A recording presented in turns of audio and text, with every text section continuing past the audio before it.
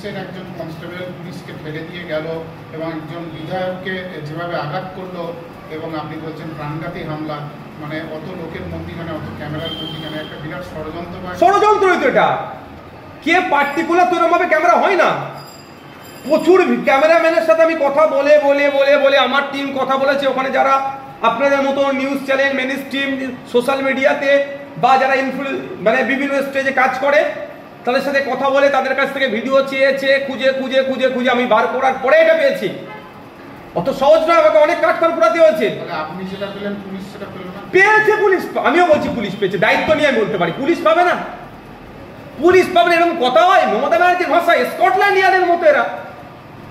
কিন্তু সেটা চেপে গিয়েছিল। কেন? রহস্য থাকতে পারে।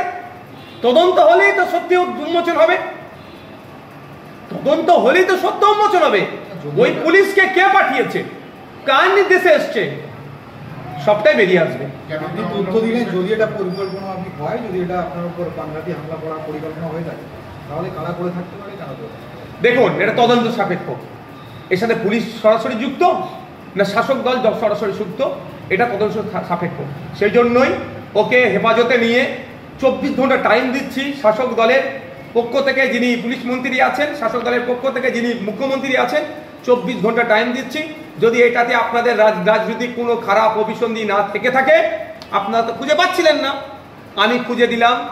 বর্তমানে উনি কোথায় আছেন, ওনার অ্যাকচুয়াল পোস্টিং কোথায়, উনি কোন র্যাঙ্কে আছে, একজন কনস্টেবল, কবে জয়েনিং করেছে, কবে তার রিটায়ারমেন্ট, সবটাই আমি বলে দিয়েছি।